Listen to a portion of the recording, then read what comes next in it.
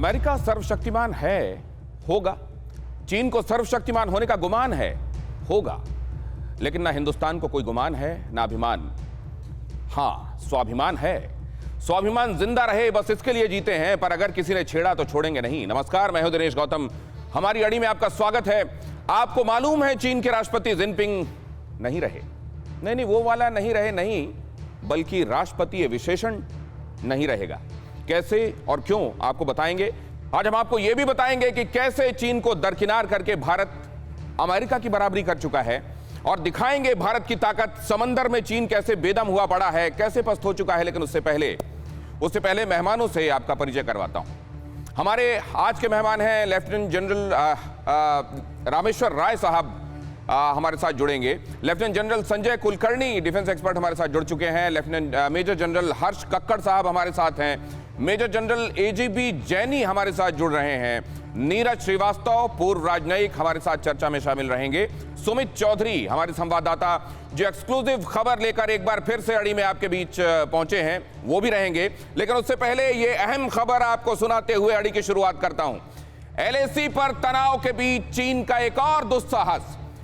डोकलाम में construction activity बढ़ा दी गई है। डोकलाम वही जगह जहां 73 दिनों का स्टैंड ऑफ हो चुका है 2017 में, वहां पर एक बार फिर से कंस्ट्रक्शन एक्टिविटी बढ़ाई जा चुकी है। नई बिल्डिंग से पुराने पैदल रास्ते को अपग्रेड किया जा रहा है। सिंचला के पास बहुमंजिला इमारत बनाई जा रही है। सिंचला के पश्चिम की तरफ 13 इलेक्ट्रिक पोल देखे गए हैं। सिंचला से पश्चिम की तरफ पैदल रास्ता बनाया जा रहा है। 2017 में 73 दिन के लिए यहीं पर विवाद हुआ था। कंस्ट्रक्शन एक्टिविटी को लेकर ही भारत ने ऐतराज जताया था, और एक बार फिर से चीन ने प्रोवोक करने का काम शुरू कर दिया है। सुमित से एक क्विक अपडेट लेकर और फिर उसके बाद मैं मेहमानों के पास जा रहा हूं। सुमित, आज की एक्सक्लूसिव खबर और इस पर आपकी टिप्पणी जल्दी से। देखिए, यही मैं आपको बता रहा हूं कि ना सिर्फ एलएसी के आसपास बल्कि उन सभी विवादों की जगह पर जहां पर चीन और भारत का विवाद रहा था। आपको याद है कि डोकलाम विवाद करीबन 72 से 73 दिन चला था, और इसी के बाद यह तय किया गया था कि दोनों सेनाएं यहां से डिसंगेज होंगी। लेकिन एक बार फिर ये बातें सामने आ रही हैं दिनेश की चीन अपनी मोबिलाइजेशन के अलावा वहां पर फ्रेश कंस्ट्रक्शन भी कर रहा है, यानी दोबारा से निर्माण के काम शुरू किए जा रहे हैं। और चीन की रणनीति यही है कि पूरे एलएसी के साथ साथ जहां जहां पर उसके इकोनॉमिक इंटरेस्ट पॉइंट्स पे जुड़े हैं उनको दोबारा से तैयार किया जाए, रिफ्रेश किया जाए। बताया था कि कैसे सेंट्रल सेक्टर में वो अपनी एक्टिविटीज बढ़ा रहा है। सर्विलांस के लिए उसने कैमरे लगा दिए हैं, और आज खबर आ रही है कि डोकलाम के पास से उसने फिर से एक्टिविटीज अपनी वहां पर कंस्ट्रक्शन एक्टिविटीज शुरू कर दी है। अपने एक्सपर्ट से जानेंगे कि इसका मतलब क्या है। लेकिन उससे पहले, जबकि हम फाइटर जेट्स की बात कर रहे हैं, वॉर प्लेन्स की बात कर रहे हैं, आज एक ऐसे प्लेन की बात करेंगे हम, और वो आपको बाद में बताएंगे कि ऐसा हम क्यों करने वाले हैं, जो असल में एक सिविलियन प्लेन की तरह आपको दिखाई देगा, जिसमें बीचों बीच आपको अशोक चक्र दिखाई देगा, भारत और इंडिया लिखा हुआ दिखाई देगा। Boeing 777-300 ERS। आखिर इस प्लेन में क्या है? वो प्लेन जो अक्सर हम देखते रहते हैं आसमान में उड़ता हुआ, वो प्लेन जो यात्रियों को एक जगह से दूसरी जगह ले जाने के काम आता है, वो प्लेन यहां पर हम उसका जिक्र क्यों कर रहे हैं? बोइंग के इस प्लेन में, जिसमें इधर आपको तिरंगा लगा हुआ दिखाई दे रहा है, वहां भारत और इंडिया लिखा दिखाई दे रहा है, ये आखिर इस वक्त इसका जिक्र क्यों किया जा रहा है? क्या ये प्लेन भारत में पहुंचकर किसी खास खूबी में इजाफा करने वाला है? वो खूबी क्या होगी? और ये बोइंग कंपनी, जैसा कि आप जानते हैं, अमेरिका की कंपनी है, उसका 777 सीरीज का ये 300 ERS प्लेन क्या है, इसकी खूबी क्या है, किसके पास ये पहुंचने वाला है? पता ये चल रहा है कि अगले हफ्ते तक असल में जो 2 स्पेशल प्लेन्स इंडिया आने हैं, उनमें से पहला लैंड कर जाएगा। उसके बाद इसी तरह का एक और प्लेन यहां पहुंचने वाला है। खासियत, खूबियां ऐसी कि जो सुने दंग रह जाए। अभी तक आपने एयरफोर्स 1 के संदर्भ में बहुत कुछ सुना है। अभी तक आपने अमेरिका के राष्ट्रपति की आसमान में ताकत के बारे में सुना है। आप जानते हैं कि आसमान में एक अभेद्य किले की तरह अमेरिका के राष्ट्रपति उड़ते हुए नजर आते हैं। आपने ये तब भी देखा होगा जब हिंदुस्तान वो पहुंचे थे, और हाल ही में लोगों के जहन में ये तस्वीरें अभी तक ताजा हैं। हिंदुस्तान में इस तरह के प्लेन का क्या इस्तेमाल होने वाला है और यहां क्या उसकी खूबी होगी, ये हम आपको बहुत जल्द बताने वाले हैं। लेकिन फिलहाल आप देख रहे हैं वो तस्वीरें जो मैंने अभी आपसे बताई थी कि आपके जहन में ताज़ा होंगी, जब हाल ही में नमस्ते ट्रंप कार्यक्रम में हिस्सा लेने के लिए डोनाल्ड ट्रंप हिंदुस्तान पहुंचे थे। उस वक्त ये तस्वीरें आपके सामने नुमायां हुई थी और ये महत्वपूर्ण प्लेन जिससे डिसएम्बार्क करते हुए डोनाल्ड ट्रंप दिखाई दिए थे, उनके इस प्लेन के बारे में पूरी दुनिया में खुसूसियात बताई जाती हैं कि कैसे ये एक इनविंसिबल फोर्ट होता है। इसको ट्रैक कर पाना, इसके कम्युनिकेशन को टैप कर पाना या इसको हैक कर पाना किसी के लिए मुमकिन, किसी के बूते की बात नहीं होता। और अब ये हिंदुस्तान में किस लिहाज से हिंदुस्तान की ताकत बनने वाला है वो मैं आपको बताता हूं, और कहां किस एक पहले से ही बहुत मजबूत आदमी की मजबूती और बढ़ाने वाला है वो मैं आपको बताता हूं। असल में भारत के लिहाज से, भारत की बढ़ती ताकत के लिहाज से और इस लोकतंत्र की मजबूती के लिहाज से बहुत जरूरी था कि भारत के प्रधान को भी ऐसा ही एक अभेद्य किला आसमान में मिले। और आखिरकार भारत के प्रधान की सुरक्षा के लिए हिंद के प्रधान की आसमानी शान बढ़ने वाली है और यह आसमानी शान अगले हफ्ते हिंदुस्तान में लैंड कर भी जाएगी। 2005 में इन बोइंग प्लेन्स का ऑर्डर दिया गया था जो अब एग्जीक्यूट होता हुआ पहला प्लेन अगले हफ्ते लैंड करेगा। असल में 60+ प्लेन्स की कुछ ऑर्डर्स हुए थे, उनमें 2 विशेष तौर पे ये प्लेन्स ऑर्डर किए गए। करोड़ों में इसकी कीमत है। सुमित मेरे पास आएंगे। सुमित, मैं आपको आमंत्रित करता हूं, जरा ये बताएंगे कि वो प्लेन क्या होगा, कैसा होगा। एयरफोर्स 1 के मुकाबले, जिसके बारे में हमने इतना सुना है, इतना पढ़ा है, इतना जाना है, उसके मुकाबले इस प्लेन को हम कहां आंकते हैं। सुमित, आपके हवाले। देखिए, सबसे इंपॉर्टेंट बात यह कि इसी हफ्ते के बताया जा रहा है कि 25 से 26 तारीख को एक्सपेक्टेडली एक आ सकता है। और सबसे इंपॉर्टेंट बात ये, काफी लंबे समय से दिनेश आपने जिस तरीके से बताया इसका इंतजार था। अगर आप देखें कब आएगा, 25 तारीख को लगभग इसके आने की संभावना है। अमेरिका से बोइंग से, जिससे हमने चीनूक, अपाचे जैसे हमारे अटैक हेलीकॉप्टर्स खरीदे हैं, उसी कंपनी से आ रहा है। और इससे पहले टाइप है 777, इससे पहले 747 और हम दूसरे एयरक्राफ्ट का इस्तेमाल किया करते थे।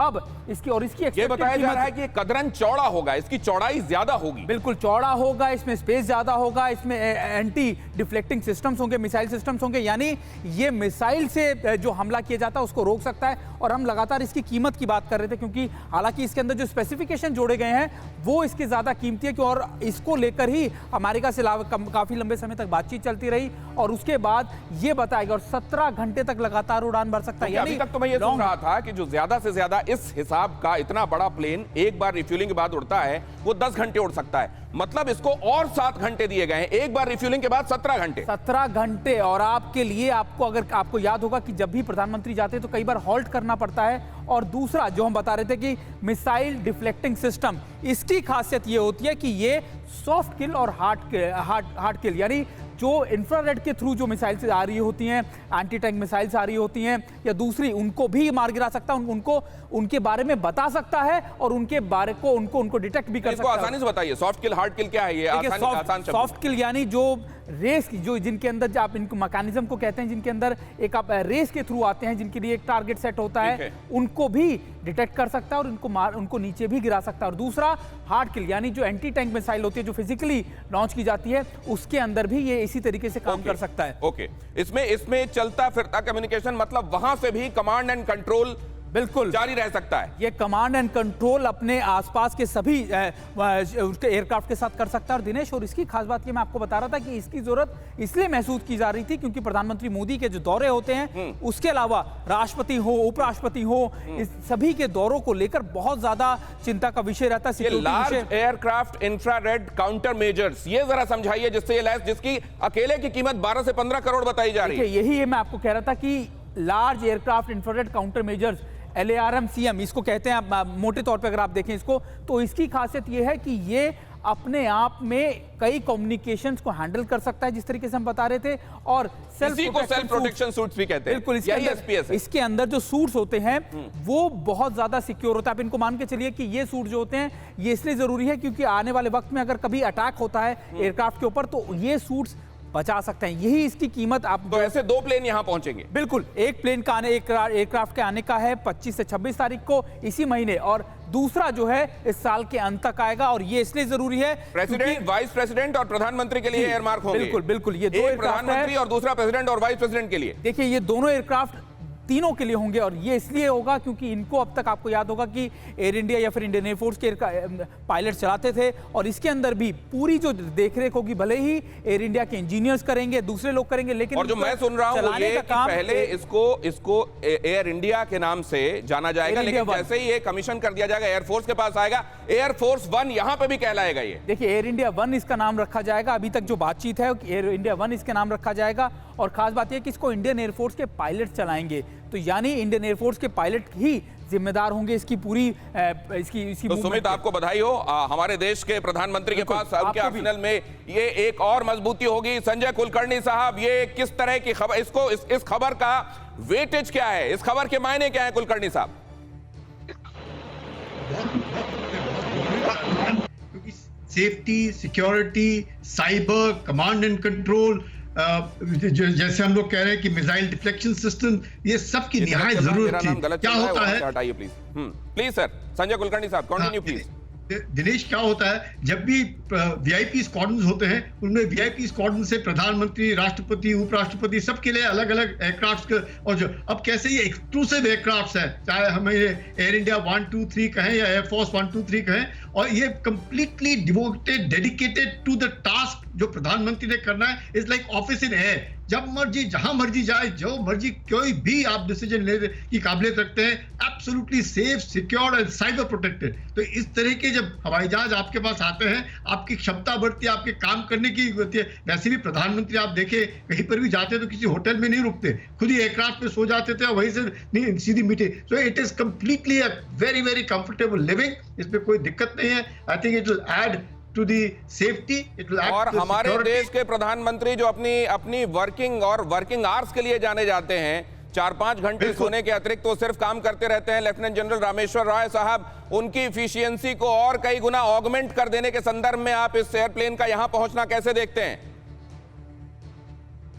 देश के जो भी सबसे ऊंचे हेड होते हैं, जैसे कि हमारे देश में प्रधानमंत्री हैं, उनकी सुरक्षा के साथ साथ ये भी ध्यान रखना पड़ता है कि वो हर समय जो है अपने मेंटल फैकल्टीज में बिल्कुल अलर्ट रहें, और उसके लिए आवश्यक है कि उनको किसी प्रकार की उनकी खुद की सुरक्षा को लेके या किसी प्रकार की मानसिक उसको लेकर के उनको चिंता ना हो। ये जो प्लेन्स हैं, ये फुल्ली लोडेड प्लेन्स कहे जाते हैं। इसमें हर प्रकार की क्षमता है इन प्लेन्स में, और इन प्लेन्स का रिवाज या इन प्लेन्स की सोच तब चली थी जब हमने ऐसा देखा कि जब भी एक हमलावर देश दूसरे हमलावर देश के साथ भिड़ंत की सोचता है, तो सबसे पहले उस देश के कमांड एंड कंट्रोल को हिट करने की कोशिश करता है। और उस कमांड एंड कंट्रोल में ये देखा गया कि देश के जो सबसे बड़े हेड होते हैं, हमारे देश में प्रधानमंत्री होते हैं, अगर उनके हेडक्वार्टर को या उनकी जो फंक्शनिंग है अगर उसको डिस्टर्ब किया जाए, उसको अगर उसके बीच में बाधा डाली जाए, तो देश की पूरी सुरक्षा के ऊपर जो है सीधा असर पड़ता है। और उसके चलते ही इस तरह के प्लेन्स का जो सोच है वो लाई गई थी, और उस सोच को देखते हुए इन प्लेन्स को जहां तक आधुनिकता से लैस किया गया है, साथ साथ ये भी देखा गया है कि आधुनिक होने के साथ साथ इनके ऊपर किसी प्रकार का कोई सी प्रकार का, चाहे इलेक्ट्रॉनिक हो चाहे वो डायरेक्ट हो, कोई भी हथियार इस पे वार ना कर सके। और उसके साथ साथ इन प्लेन्स के अंदर वो सारी कंफर्ट्स हों, वो सारी चीजें हों जिसमें कि इसमें जो देश के जो हेड हैं, उस देश के जो प्रधानमंत्री हैं, हमारे देश के जो प्रधानमंत्री हैं, बहुत बात कही सर कि सबसे इस तरह के प्लेन्स का कॉन्सेप्ट वहां से आया जब ये समझा गया, और ये ताइवान के संदर्भ में चीन कहता भी है कि सबसे पहले वहां के राष्ट्राध्यक्ष को हम निशाना बनाएंगे। तो कमांड एंड कंट्रोल को हिट करना सबसे पहले मकसद होता है दुश्मन देश का, लिहाजा सबसे पहले देश के हेड को सुरक्षित करना आवश्यक है, और उस लिहाज से ये एक माइलस्टोन होगा। मैं हर्ष साहब के पास इसको लेकर जाऊंगा, लेकिन उससे पहले आपको यह बता दूं कि 6:15 बजे हम किस पर बात करने वाले हैं। 6:15 बजे आप एक बेहद महत्वपूर्ण विषय की तरफ जाएंगे, और 6:15 बजे हम ये बात करने वाले हैं कि राष्ट्रपति नहीं रहे जिनपिंग।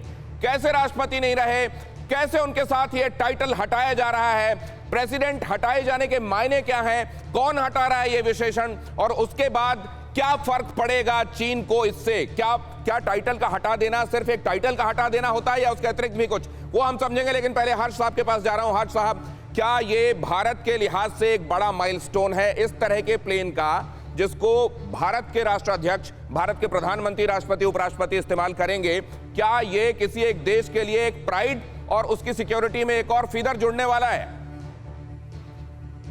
ये ऐसा पॉसिबल एयरक्राफ्ट बहुत ही कम देशों के साथ है, और आजकल जैसे थ्रेट्स बढ़ रहे हैं, खास तौर पे अगर आप देखो टेररिज्म के थ्रेट्स हैं, उन लोगों के पास आजकल जो मिसाइल्स हैं जो बेसिकली एम करेंगे ऐसे एयरक्राफ्ट के लिए, तो उनको सबको डिफ्लेक्ट करने के लिए, इंश्योर करने के लिए सिक्योरिटी हेड ऑफ स्टेट को ये बहुत ज़रूरी है। और साथ साथ ही एयरक्राफ्ट ऐसा ही है जैसे उनके ऑफिस के साथ है, पूरे लिंक्स है, पूरा कम्युनिकेशन नेटवर्क है, जो उनको अपडेट्स चाहिए, जो उनको सिचुएशन कंट्रोल के लिए उनको इंफॉर्मेशन चाहिए और जिनके साथ टच में रहना है, सारा कुछ अवेलेबल है। तो इसके साथ चाहे वो देश में रहे चाहे देश के बाहर रहे, बेसिकली पूरा कंट्रोल प्रधानमंत्री के हाथ में रहेगा ऑल थ्रू जब तक वो ट्रैवल कर रहे हैं। तो मतलब अभी तक यात्रा में जो हैंडीकैप हो जाता था कि आप एक बार आसमान में गए और उसके बाद कमांड एंड कंट्रोल के हिसाब से आपको जो दिक्कतें आती थी वो दिक्कतें अब आनी बंद होंगी। मैं आगे चलूंगा, जैनी साहब के पास पहुंचूंगा। हमारे साथ पूर्व राजनयिक जुड़े हुए हैं, नीरज श्रीवास्तव, उनके पास भी जाऊंगा, लेकिन उससे पहले ये अहम खबर आपको बता दूं, समंदर में चीन की बहुत बड़ी साजिश का खुलासा हुआ है। एटमी क्षमता वाली पनडुब्बियों को छिपा रहा है चीन। सैटेलाइट इमेज से चीन की ये साजिश सामने आई है। योलिन नेवल बेस पर नजर आई है चीन की ये पनडुब्बी और इसके पास चीनी पोत भी नजर आए हैं। और सबसे बड़ी बात यह है कि ये न्यूक्लियर पावर से प्रोपेल होती है और ये छिपाई जा रही है दुनिया की नजरों से। और इस तरीके से अपनी बहुत सारी चीजें वेपन के तौर पर जो चीन ने बनाई है उसको छिपाकर वक्त आने पर इस्तेमाल करना चाहता है उसका चीन। और इसको लेकर मैं सुमित के पास जाऊंगा। सुमित, लेकिन ये छिप कहां रहा है? ये तो दुनिया के पास आ रही हैं चीजें। ये चीन की शुरू से आदत है कि पहले इन इलाकों में सर्वेलेंस करना और फिर धीरे धीरे यहां पर अपने बेसिस को तैयार कर लेना। और यही चीजें अब सैटेलाइट इमेजेस के थ्रू आ रही है और ये बताता है कि चीन की पनडुब्बियां असल में इन सभी इलाकों में सर्वेलेंस ना सिर्फ अपने मर्चेंट शिप को सिक्योर करने के लिए, बल्कि इनका मकसद होता है कि दूसरे नौसेनाओं के बारे में इंटेलिजेंस इनपुट को गैदर करना। आपको याद होगा कि कई बार ये देखा गया, हालांकि इंटरनेशनल वाटर्स के अंदर, कि हिंद महासागर के आसपास भी चीन की सबमरीन जो है नजर आई। और ये अपने आप में दर्शाता है कि चीन जासूसी में, बगिंग में हर जगह लगा हुआ है और इसका मकसद सिर्फ और सिर्फ दूसरे देशों की सारी जानकारियां, दूसरे देशों की जानकारियां इकट्ठी करना और उसका खतरनाक तरीके से उन्हीं के खिलाफ इस्तेमाल करना। अगली महत्वपूर्ण जानकारी है इंफॉर्मेशन ग्राफिक्स बिग वॉल पर, और उसके बाद आपके पास मैं पहुंचता हूं। ये अहम जानकारी कि चीन के राष्ट्रपति नहीं रहे, चीन के राष्ट्रपति शी जिनपिंग से राष्ट्रपति ये टाइटल छीना जा रहा है। ये सम्मान जो राष्ट्राध्यक्ष के तौर पर उनको मिला हुआ है वो हटाया जा रहा है। और असल में अगर आप देखेंगे तो सच्चाई ये है कि राष्ट्रपति उनको पुकारा ही नहीं जाना चाहिए। राष्ट्रपति वहां जहां डेमोक्रेटिकली इलेक्ट होता है, चुना जाता है, वहां पर उसको राष्ट्रपति पुकारा जाना चाहिए। लेकिन अभी जो 3 पद हैं शी जिनपिंग के पास, उसमें से कोई भी राष्ट्रपति वाला पद नहीं है। जरा देखिए उनके पास कौन कौन से पद हैं और अभी उस हिसाब से उनको किन किन पदनामों के साथ बुलाया जाना चाहिए। चीन के राष्ट्रपति, जैसा मैंने आपको बताया, उनको नहीं बुलाया जा सकता। क्यों? क्योंकि वो स्टेट चेयरमैन हैं। जैसा कि आप जानते हैं सीसीपी का जो सबसे बड़ा लीडर होता है, पैरामाउंट लीडर, उसको स्टेट चेयरमैन कहा जाता है। वो स्टेट चेयरमैन है। फिर जनरल सेक्रेटरी, सीसीपी के जनरल सेक्रेटरी वो हैं, लिहाजा ये पदनाम भी उनके पास है। अगला designation chairman central military commission, central military commission के चेयरमैन भी वो हैं। ठीक है, ये तीनों पद जो इस समय वो होल्ड करते हैं, इसमें कहीं भी प्रेसिडेंट नहीं है। लेकिन कई जगहों पर पश्चिमी देश, हम लोग भी उन्हें सुविधा के हिसाब से प्रेसिडेंट बुलाते रहे। लेकिन इसमें सबसे बड़ा पेंच ये है जो कि आइडेंटिफाई किया गया कि अगर आप उन्हें प्रेसिडेंट बुलाते हैं तो आप एक तरीके से उन्हें लेजिटिमेसी देते हैं। आप ये मानते हैं कि वो चुने हुए तरीके से एक प्रोसेस के बाद वहां के लोगों की नुमाइंदगी करते हैं, चीन के लोगों की, जबकि हकीकत यह है कि वो चीन के लोगों की चुने जाने के बाद नुमाइंदगी नहीं कर रहे हैं। लिहाजा उन्हें प्रेसिडेंट बुलाना एक तरीके से, प्रेसिडेंट ये पदनाम जिस धारणा के लिए बनाया गया था, जिस कॉन्सेप्ट के लिए इसके साथ बनाया गया था, वो उसका उल्लंघन है, लिहाजा उनको प्रेसिडेंट नहीं बुलाया जाना चाहिए। सबसे पहले अमेरिका ने इस बात को पहचाना, आइडेंटिफाई किया और अब तय किया जा रहा है एक लेजिस्लेशन लाकर कि उनको प्रेसिडेंट करके नहीं पुकारा जाएगा। शी जिनपिंग को राष्ट्रपति नहीं बुलाएगा अमेरिका, और अब ये डोनाल्ड ट्रंप ने तो तय किया ही है, लेजिस्लेशन लाया जा रहा है। अमेरिकी दस्तावेज में राष्ट्रपति नहीं पुकारे जाएंगे, ना ही उनको संबोधित किया जाएगा और ना ही किसी तरीके के डॉक्यूमेंट, किसी तरीके के कम्युनिकेशन में उन्हें राष्ट्रपति लिखा जाएगा। एनिमी एक्ट के तहत ये वहां का एक एक्ट है जिसमें कोई भी देश या उसकी गतिविधियां जो एनिमी होने के दायरे में आती हैं, शत्रु होने या शत्रुता रखने के दायरे में आती हैं, एनिमी एक्ट के तहत उससे ये टाइटल लिया जा रहा है। क्योंकि चीन, अमेरिका ने चीन को अपने एनिमी के तौर पर आइडेंटिफाई किया, लिहाजा अब उनको प्रेसिडेंट पुकारा भी नहीं जाएगा, जिनपिंग को जनरल सेक्रेटरी बुलाया जाएगा। जैसा कि आपने बार बार देखा होगा कि जब भी अमेरिका हमला करता है चीन के राष्ट्राध्यक्ष को लेकर, तो हमेशा ये कहता है कि सीसीपी वहां की दुश्मन है, वहां की आवाम की दुश्मन है और लोगों के खिलाफ और दुनिया के खिलाफ षड्यंत्र कर रही है। सीसीपी मतलब वहां की party, communist party of China, ये कर रही है लोगों के खिलाफ और दुनिया के खिलाफ षड्यंत्र। लिहाजा शी जिनपिंग उसके अध्यक्ष और उसके सेक्रेटरी होने के नाते जनरल सेक्रेटरी कहलाएंगे, चाइना के राष्ट्रपति उनको नहीं कहा जाएगा। और ये इतना बड़ा मसला है कि आप देखिए जिस तरीके से पीपल्स रिपब्लिक ऑफ चाइना और रिपब्लिक ऑफ चाइना, ताइवान और चीन को अलग कर देते हैं, उसी तरीके से प्रेसिडेंट पुकारा जाना और नहीं पुकारा जाना बहुत बड़ा डिफरेंस लाते हैं। कूटनीतिक और राजनयिक स्तर पर इसके मामले, इसके मायने हम नीरज जी से समझेंगे, लेकिन उससे पहले जनरल सेक्रेटरी, इधर आप देख रहे हैं माइक पॉम्पियो विदेश मंत्री ने जनरल सेक्रेटरी शी जिनपिंग एक दिवालिया सर्वसत्तात्मक विचारधारा में भरोसा करने वाले हैं, तो इसी विचार के तहत पहले ही माइक पॉम्पियो ने इस तरीके से पुकारना शुरू कर दिया था। स्टीव बैनन, पूर्व रणनीतिकार, व्हाइट हाउस के कहते हैं ये सीसीपी है ना कि चीन, जिसे ट्रंप हराना चाहते हैं। चीन के साथ हमारी दुश्मनी नहीं है। असल में यह भी भेद लाना, विभेद लाना आवश्यक है कि चीन की आवाम ये ना समझे कि चीन के खिलाफ किसी तरीके का वॉर वेज किया जा रहा है, बल्कि चीन की वो पार्टी जो एक हनक और एक ऑटोक्रेसी के साथ चल रही है उसके खिलाफ हैं हम। और बाकी इन लोगों ने भी, क्रिस्टोफर रे एफबीआई निदेशक हों या फिर रॉबर्ट ओब्रायन हो राष्ट्रीय सुरक्षा सलाहकार या फिर विलियम बर हो अटॉर्नी जनरल, उन्होंने भी इनको इसी तरीके से जनरल सेक्रेटरी के तौर पर पुकारना शुरू कर दिया। इसके मायने क्या है? नीरज श्रीवास्तव साहब, आपके पास इसको लेकर पहुंच रहा हूं मैं। क्या इससे बहुत बड़ा फर्क आएगा या इससे चीन को क्या फर्क पड़ता है? देखिए, इससे बहुत बड़ा फर्क तो कोई नहीं आएगा, क्योंकि सिर्फ इसको एक जो टाइटल है उसको वो चेंज कर रहा है, लेकिन इसका कूटनीतिक के पॉइंट ऑफ व्यू से जो इसकी जो महत्वता है वो ये है कि ये दिखाता है कि अमेरिका और चीन के संबंध कितने नीचे गिर चुके हैं, कितने खराब हो चुके हैं, कि वो एनिमी एक्ट के अंडर एक्शन लेता है चीन के विरुद्ध, और जो उनके सुप्रीम लीडर हैं उनका ही टाइटल वो चेंज कर देता है। तो ये एक बड़ी चीज है, एज एन ये इंडिकेटर है कि उनके नहीं। अब इसके दो मायने हो सकते हैं सर। एक तो ये कि जैसे डॉलर सिस्टम से बाहर किया गया, उसने कहा हम युआन में करेंगे, उसने रूस के साथ कहा आप रूबल दो, हम युआन देते हैं। उस जब जितने सैंक्शंस लगे उसने कोई बात नहीं, हम सैंक्शंस को गवारा कर लेंगे। तो क्या, या मैं इस बात को लेकर जैनी साहब के पास आ रहा हूं। जैनी साहब, ये वो बात है कि अमेरिका को आज भी ये लगता है कि उसके किसी टाइटल को लगाने या हटाने से किसी मुल्क को फर्क पड़ेगा, और शी जिनपिंग और उनका चाइना इस दायरे में अब नहीं आता क्या? या वाकई आज भी अमेरिका वो अथॉरिटी कमांड करता है कि उसका प्रेसिडेंट हटा देना ये नागवार गुजरेगा शी जिनपिंग को? देखिए दिनेश, पहले तो मैं एक दो फैक्ट्स को सीधा करना चाहता हूं। ये जरूरी नहीं है कि प्रेसिडेंट जो है वो हर एक देश का इलेक्टेड रिप्रेजेंटेटिव हो। कई ऐसे देश हैं जो कि प्रेसिडेंट्स हैं, उनको प्रेसिडेंट का टाइटल मिला हुआ है, लेकिन वो डायरेक्टली इलेक्टेड नहीं है। हमारे खुद के देश में देखिए वो इनडायरेक्टली इलेक्टेड हैं। और दूसरी बात ये कि ये जो अभी उन्होंने एनिमी एक्ट के नीचे बनाया है, ये एक बड़ा एक सिंबॉलिक किस्म का एक सिंबोलिज्म है। मेरा खुद का मानना ये है, इससे मात्र भी चाइना पर असर नहीं पड़ेगा।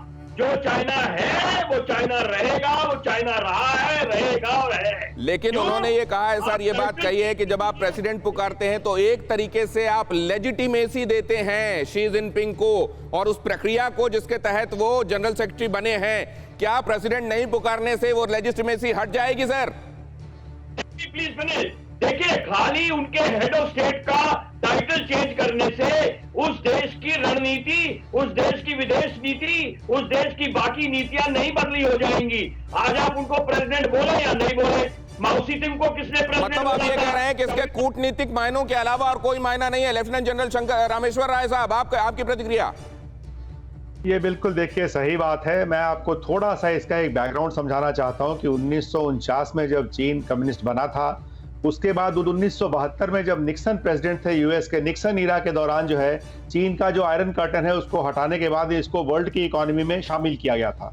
लेकिन वर्ल्ड इकोनॉमी में शामिल होने के बाद भी 1972 से लेकर के आज तक चीन ने जो अपनी जो पॉलिसी फॉलो की है उसको मार्क्सिस्ट पॉलिटिकल इकोनॉमी कहते हैं। और चीन आज भी इस बात को मानता है कि वो अपनी जो इकोनॉमिक ग्रोथ उसने की है आज तक, वो इसी फिलॉसफी या इसी थॉट प्रोसेस से किया है। जो देश की बाकी इकोनॉमीज हैं वो फ्री एंटरप्राइज में बिलीव करती हैं, चीन जो है फ्री एंटरप्राइज में बिलीव नहीं करता है। और इसके चलते जो है उसने ज्यादातर जो है सब पूरी इकोनॉमी के ऊपर स्टेट कंट्रोल रखा, स्टेट का उसके ऊपर दबाव रखा, स्टेट का पार्टिसिपेशन रखा। इस सब के चलते उस समय, एक मिनट थोड़ा सा समय दीजिए, उस समय अमेरिका ने सोचा था कि अगर हम चीन को विश्व इकोनॉमी में इंटीग्रेट करते हैं तो आने वाले समय में हम वहां के पॉलिटिकल सिस्टम पे भी असर डाल सकते हैं। देखा ये गया। ऑडियो में कुछ समस्या आ रही है, मैं इसको दुरुस्त करवाता हूं। जरा देखिए, कोई भी दबाव नहीं डालता है। ऑडियो सही आए तब तक मैं अहम खबर अपने दर्शकों को बता दूं। ताइवान और चीन में चरम पर है तनाव। ताइवान ने दी है चीन को खुली धमकी। ताइवान ने जारी किया है वॉर एक्सरसाइज का वीडियो। ताइवान के रक्षा मंत्री का बयान, हमें कम ना आके चीन, देश की सुरक्षा के लिए हम पूरी तरह प्रतिबद्ध। अभी तक प्रोपेगेंडा वीडियो चीन की तरफ से रिलीज किए जाते रहे हैं ताइवान को धमकाने के लिए, लेकिन इस बार पहली बार ताइवान ने यह वीडियो रिलीज किया है और यह कहा है कि हमको कम ना आका जाए, हम भी अपनी सॉवरेनिटी पर अगर खतरा आएगा तो किसी भी हद तक जाने के लिए तैयार हैं। पहली बार ताइवान ने इस मसले पर सामने आकर चीन को उसी की जवाब में समझाने की कोशिश की है। लेकिन अब यह मामला आगे किधर जा रहा है? ताइवान ने यह दिखा दिया वो तैयार है। चीन लगातार घुड़कियां देता रहा है, लेकिन अब इसके आगे क्या बात पहुंचती है? ताइवान अभी तक चुप होकर टॉलरेट कर रहा था, कम से कम इस तरीके से वीडियो के जरिए सामने आकर कुछ नहीं कह रहा था। इसके मायने क्या हैं? अब ये समझने के लिए अपने एक्सपर्ट के पास चलते हैं। संजय कुलकर्णी साहब, क्या इंडिकेट कर रहा है ये देश की कौन खड़ा है ताइवान के साथ? जब ताइवान को मालूम है कि अमेरिका का पूरा उसको सपोर्ट है, उसके पास पूरा इक्विपमेंट है, आर्मामेंट है, उसको मालूम है कि ये वक्त है, अभी नहीं तो फिर कभी नहीं तो जो चीन के दबाव में अब अगर ताइवान आ गया तो आगे जाकर के दिक्कत होगी। अभी जब चीन को लगता है कि वो बहुत जबरदस्त ऐसे सिचुएशन में है कि वो दबाव डाल सकता है, उस दबाव के बावजूद अगर ताइवान आज ये कहता है कि आप अगर हमारी सॉवरेनिटी के ऊपर हमला करेंगे तो हम उसका जवाब देंगे, ये एक बहुत जबरदस्त मैसेजिंग है। और ये मैसेजिंग जो है वो बहुत बहुत मायने रखता है। अब जिस तरीके से अमेरिका के सेक्रेटरी भी उधर जाकर के उनसे मिलते हैं, चाहे वो हेल्थ के हैं, पर मिलते हैं और सालों के बाद जाते हैं, इसका क्या दर्शाता है कि जब ताइवान और अमेरिका मिल गए हैं और जिस तरीके से दो डेमोक्रेसीज मिल रही हैं और चीन को आगाह कर रहे हैं कि आप हमारी सॉवरेनिटी के ऊपर मत डालें, आप कहें दो सिस्टम वन चाइना जो कुछ कहें, पर हम हैं आपके साथ नहीं है। अगर आप हमको धमकाएंगे तो हम इसका जवाब आपके पास इसी सवाल को लेकर जाना चाहता हूं। हर्ष साहब, अनरिस्ट्रिक्टेड वॉरफेयर जिसने लिखी है वो जनरल लियांग दाइजी, इस तरीके के बड़े जो वॉर हॉक्स हैं वो ये कह रहे हैं शी जिनपिंग को कि मत करना ताइवान पर हमला और ताइवान पर इस समय जोर के जरिए काबिज होने की कोशिश मत करना। फिर भी ये किया जा रहा है, क्या वाकई मिसकैलकुलेट कर रहा है ताइवान के संदर्भ में चीन इस वक्त सिनेरियो?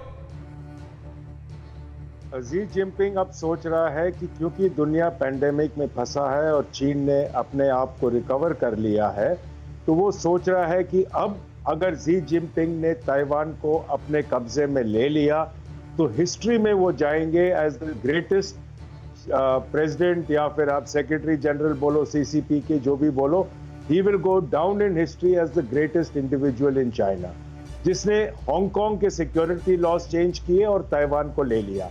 पर उनको ये दिमाग में नहीं आ रहा कि ताइवान को अगर लेने की कोशिश करी तो दुनिया उनके साथ नहीं रहेगी, दुनिया मिलेगी ताइवान के साथ, और जो प्रेशर चीन के ऊपर बढ़ेगा और जो एक्शन चीन के ऊपर आएगा। यूएस है, जापान है, क्योंकि एक जगह अगर आपने रोका नहीं तो सब जगह निकल जाएगा। तो ये होगा अगला कदम। अगला कदम ये कि अगर एक जगह ये प्रेशर रिलीज हुआ तो फिर बाकी जगहों पर भी आप ये देखेंगे कि वो जो अभी तक रुकी हुई है स्थिति, वो वहां से आगे बढ़ जाएगी जहां फिलहाल वो रुकी हुई है। आगे बढ़ने से पहले ये अहम खबर मैं आपको बता दूं, भारत के खिलाफ पाकिस्तान की एक बड़ी साजिश। इमरान खान ने जिनपिंग को भेजे हैं 3 प्रस्ताव। सैन्य सहयोग समेत 3 मुद्दों पर मांगी गई है मदद।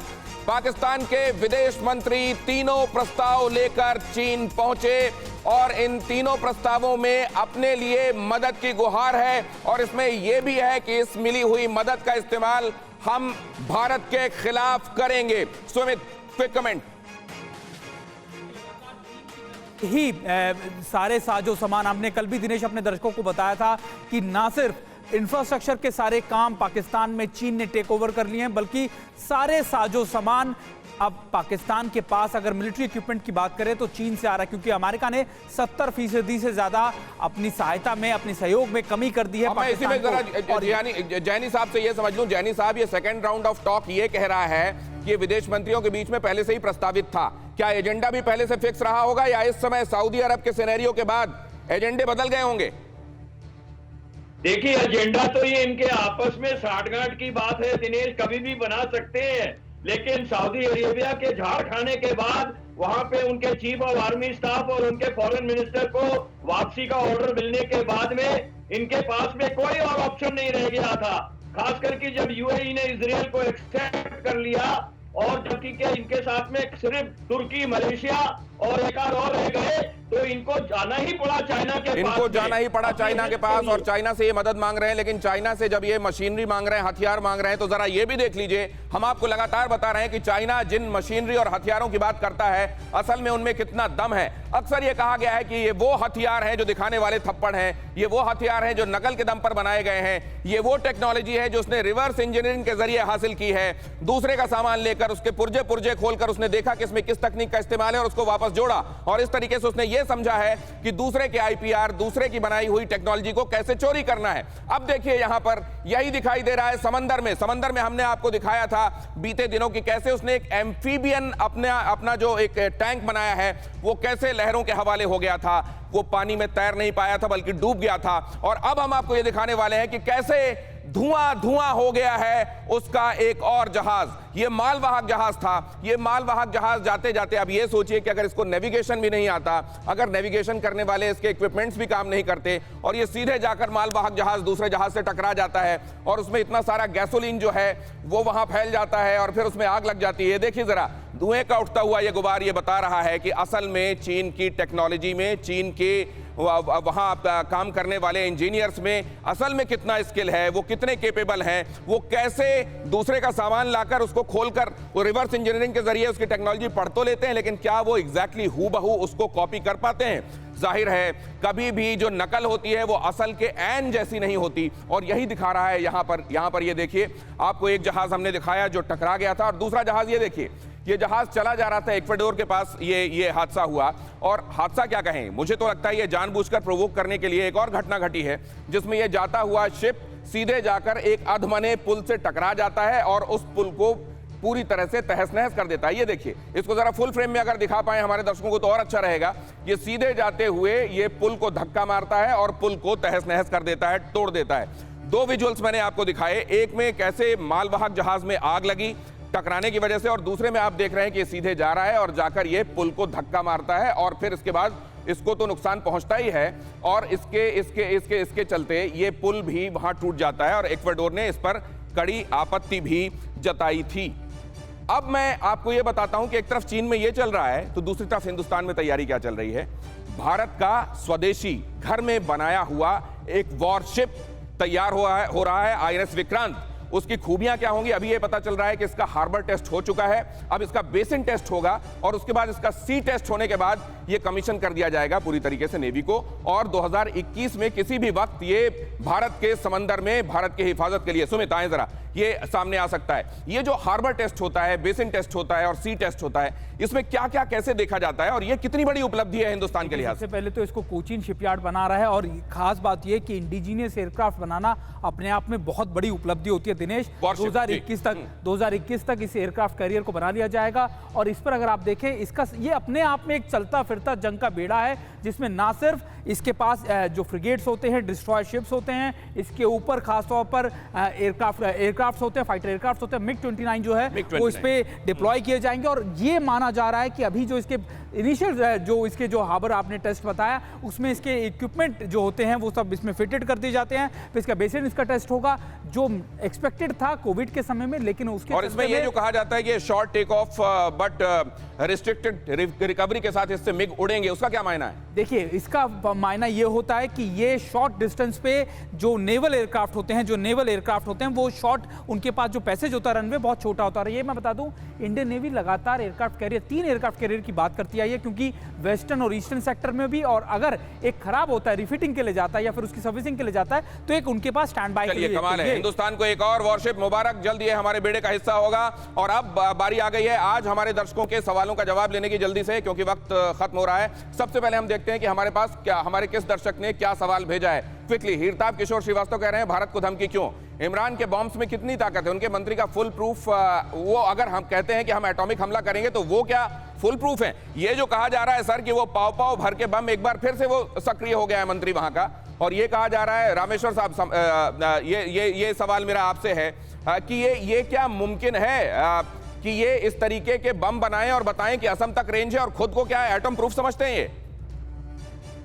देखिए, सबसे बड़ा वो बेवकूफ़ी भरा बयान जो है इस बात से साबित हो जाता है कि जो पाकिस्तान के मिनिस्टर हैं उन्होंने ये बात कही है कि ये जो बम है वो एटम बम तो होगा, लेकिन ये मुस्लिम पॉपुलेशन को तबाह नहीं करेगा, खाली बाकियों को मारेगा। अब आज तक कोई भी ऐसी टेक्नोलॉजी नहीं बनी है जिसमें कि कहीं अगर ये बम फटेगा तो वो सिर्फ मुस्लिम्स को रिकॉग्नाइज करके उनको छोड़ देगा और बाकियों को मारेगा। इसी बयान से ये पता चल जाता है कि उनकी जो ये बयान है वो कितना झूठ से भरा हुआ है और कितना इग्नोरेंट है। असल में वो कुछ दिनों में लतीफा सुनाने के लिए आते हैं और उनके पोर्टफोलियो को अब लतीफा मंत्रालय का नाम दे दिया जाना चाहिए। हम अगला सवाल ले लें, 10-15 सेकंड में इसका जवाब भी हम ले लेंगे। गोपाल जी कहते हैं, जिस तरीके से चीन अपने चक्रव्यूह से नेपाल और पाकिस्तान के रास्ते तैयार कर रहा है, क्या भारत सक्षम है तीनों मोर्चों पर एक साथ लोहा लेने के लिए? कुलकर्णी साहब। बिल्कुल हम लोगों को तैयार रहना चाहिए, इसमें कोई शक नहीं कि चीन हमेशा पाकिस्तान को इस्तेमाल करता रहा है। पाकिस्तान चीन का पिट्ठू है, चीन कोशिश कर रहा है नेपाल को भी अपनी तरफ लेने के लिए, हमें तैयार रहना चाहिए, इसमें कोई शक नहीं और हम सक्षम भी हैं। हर्ष जी के पास जाता हूं मैं अगला सवाल लेकर। हर्ष जी के पास अगला सवाल जल्दी से। विवेक पांडे कहते हैं, फिंगर 4 में चीनी सैनिक मौजूद हैं, भारत को वहां शक्ति प्रदर्शन करके इस पोस्ट को लेने की लिमिटेड कोशिश करनी चाहिए। मतलब वो कह रहे हैं कि लिमिटेड एक तरीके से जोर आजमाइश का अब टाइम आ गया है। इस लिटमस टेस्ट से हमें भविष्य में होने वाली घटनाओं की समझ पैदा होगी और चीन को उसकी औकात भी पता चलेगी। हर्ष साहब, क्या ये ठीक सुझाव है? ये पहले बातचीत अगर नहीं होगी, इसके आगे ही ये सोचना चाहिए। अगर बातचीत से मामला हल हो गया तो बहुत अच्छी बात है, अगर नहीं हुआ तो कोई ना कोई एक्शन सरकार लेगी और रुकेगी नहीं, इसमें कोई शक नहीं। अभी भी बातचीत की, हालांकि WMCC में हम देख रहे हैं कि लगातार कुछ निकल आए, इसकी कोशिशें चल रही हैं, हो नहीं रहा, लेकिन अब भी बातचीत ही बड़ा विकल्प और कारगर विकल्प समझा जा रहा है। योगी कह रहे हैं कि शेर का शोर ड्रैगन के कानों तक कब पहुंचेगा, कब चीन की सेना पीछे हटेगी। सर, ये जो लॉन्ग हॉल की बात की जा रही है, क्या अगर सर्दियां भी झेल ले गई दोनों देशों की सेनाएं, तब तो जैनी साहब फिर उसके बाद तो आगे एक और भी लंबा वक्त लगेगा? क्या इसको हम लोग कैंपेनिंग सीजन बोलते हैं अपने आर्मी लैंग्वेज में, कि जब ये सर्दियां खत्म हो जाएंगी तो नया कैंपेनिंग सीजन शुरू हो जाएगा और फिर वो लॉन्ग हॉल जो है वो लॉन्गर हॉल हो जाएगा। आपने देखा था कि डोकलाम में 73 डेज है, ये 173 क्या 730 डेज भी। सर, इसमें नीरज साहब से एक क्विक कमेंट और ले लेता हूं। नीरज साहब, क्या मतलब फिर बातचीत WMCC में हम देख रहे हैं कि कहीं कोई ये एक डेडलॉक सा बना हुआ है, कुछ निकलते देख रहे हैं आप? नहीं, मुझे तो कुछ इसमें निकलता हुआ नजर नहीं आ रहा है। तो मेरा ख्याल है कि जो बाकी बचे हुए जो भारतीय जो टेरिटरी हमें लेना है वो चीन ऐसे बातचीत से नहीं देगा। बातचीत से तो नहीं होने वाला, ये भी समझा जा रहा है, लेकिन फिर भी बातचीत पर अब भी जोर है, क्योंकि जाहिर है युद्ध कम से कम आखिरी समाधान नहीं होना चाहिए अभी, कम से कम इस मोड़ पर, इस नोट पर। लेकिन जैसा कहते हैं कि जिसके पास ताकत हो और अगर वो दुर्जन है, तो वो श्लोक की विद्या विवादाय धनम मदाय शक्ति परेशान परिपीडनाय खलस्य साधो विपरीत एतत् ज्ञानाय दानाय च रक्षणाय। जहां ज्ञान, दान और रक्षण के लिए इस्तेमाल होना चाहिए धन का, संपत्ति का, बुद्धि का, वहां आप देख रहे हैं चीन क्या कर रहा है। और कहते हैं कि अगर नीयत ठीक नहीं हो तो अंजाम आपके हक में कभी नहीं होता। हमारे मेहमानों का बहुत धन्यवाद अड़ी में हमारे साथ जुड़ने के लिए। आज के लिए अड़ी में इतना ही। अड़ी क्योंकि हमें है देश की पड़ी।